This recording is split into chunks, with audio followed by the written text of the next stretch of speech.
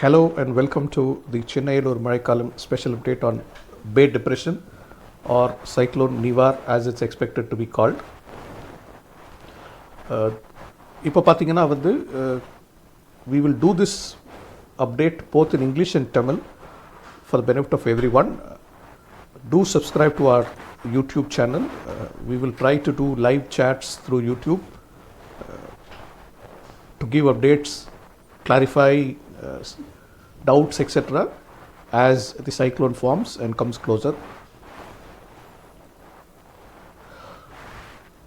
The depression is currently about 450-500 kilometers east northeast of Sri Lanka.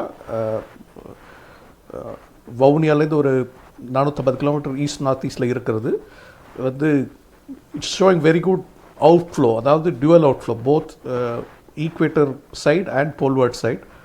இந்த அவுட்ஃப்ளோங்கிறது ஆக்சுவலாக பார்த்திங்கன்னா சைக்ளோன் பொறுத்த வரைக்கும் it is a sign of intensification.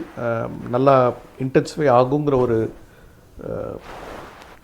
ஐடியாவை இந்த டியூவல் அவுட்ஃப்ளோ சேனல் எப்பயுமே காட்டும். இப்போ பார்த்திங்கன்னா அந்த பே ஆஃப் பெங்காலில் சுற்றி இருக்கிற அந்த இடத்துல sea surface temperature 29 degrees Celsius, which is very very hot. Again ரொம்ப கண்டியூசிவ் சைக்ளோன் டெவலப்மெண்ட்டுக்கு. மாடரேட் விண்ட் ஷியர், அதாவது விண்ட் ஷியருங்கிறது அப்பர் லெவல் விண்ட்ஸுக்கும் லோவர் லெவல் விண்ட்ஸுக்கும் இருக்கிற difference in direction, difference in speed etcetera. So wind shear ரொம்ப அதிகமாக இருந்தது, அதாவது கீழ்நிலை காற்று ஒரு பக்கமும் மேல்நிலை காற்று வேறு ஒரு பக்கமும் இருக்கும்போது சைக்ளோன்ஸ் ஃபார்ம் ஆகிறது, இன்டென்சிஃபை ஆகிறது கஷ்டம்.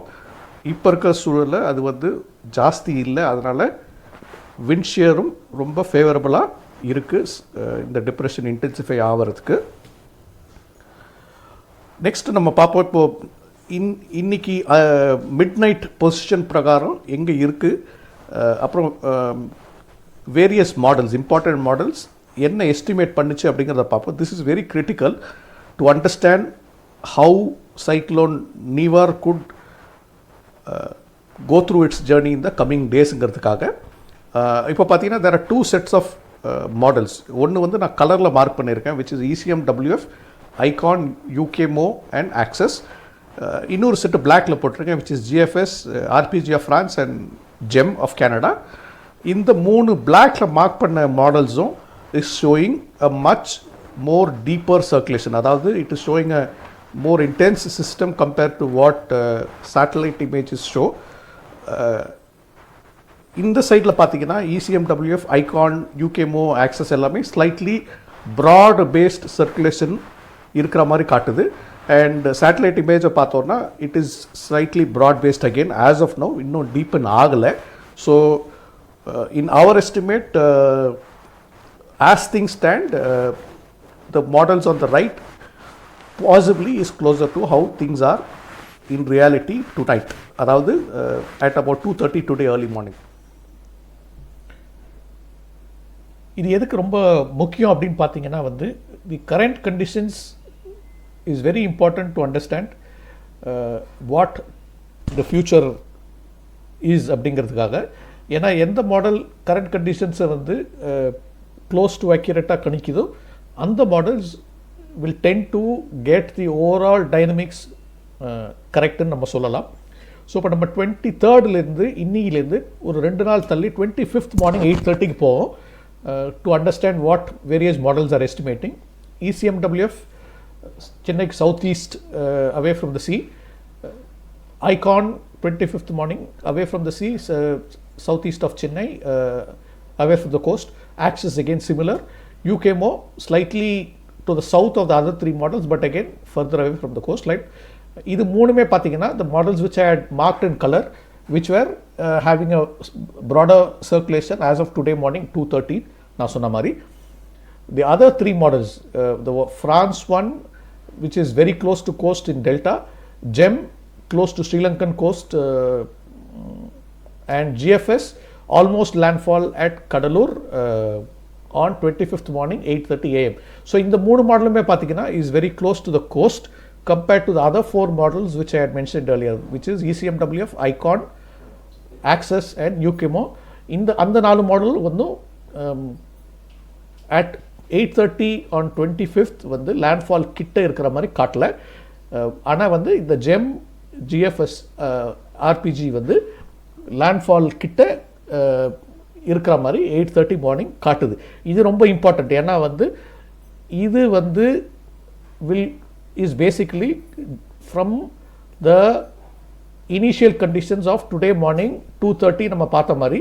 ஸோ இப்போ மார்னிங் 2:30 மணிக்கு இந்த 3 மாடலுமே has estimated the position and the intensity of the system different to the other models. ஏன்னா வந்து இந்த 3 மாடல், அதாவது ஜிஎஃப்எஸ், ஜெம்மும் ஆர்பிஜியும் வந்து சர்க்குலேஷன் வந்து is much more west, closer to Sri Lanka, possibly இன்னும் கொஞ்சம் ஸ்ட்ரெங்தன் ஆன மாதிரியும் எஸ்டிமேட் பண்ணுறதுனால இந்த 3 மாடலும் லேண்ட்ஃபால் அண்ட் ட்ராக் வந்து 25th morning close to Tamil Nadu coast இருக்கிற மாதிரி காட்டுது.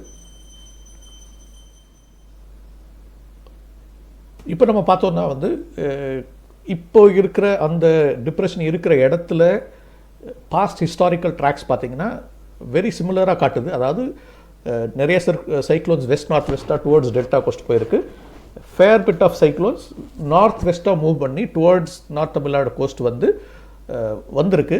இதில் நம்ம முக்கியமாக இன்னொரு பாயிண்ட் பார்க்கணும். அதாவது என்னென்னா வந்து நார்த் தமிழ்நாடு கோஸ்ட் கிட்ட வர்றப்ப ஒரு ஃபேர் பிட் ஆஃப் சைக்ளோன் வந்து நார்த் ஈஸ்டாக ரீகர்வாக துவங்குது. இது வந்து ஒரு கிரிட்டிக்கல் ஃபேக்டர். ஏன்னா வந்து it could be possibly because of mid latitude trough coming in, இல்லைனா the generic Indo-Pacific ridge ஓட ஸ்டியரிங்னால வீல் சுற்றுற மாதிரி வெஸ்ட் நார்த் வெஸ்ட் அதுக்கப்புறம் நார்த் வந்து ஜென்ரிக் ஸ்டியரிங்காக இருக்கலாம். இது ரெண்டு பாசிபிலிட்டினால நார்த் தமிழ்நாடு கோஸ்ட்லேருந்து நார்த் ரீகர்வ் ஆகிற ஒரு சூழ்நிலை ஏற்படுது.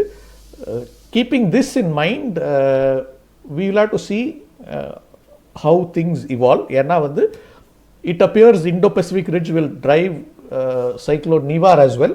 So we can possibly estimate a pattern of northwest initially and then somewhere around North Tamil Nadu move in a more northward direction.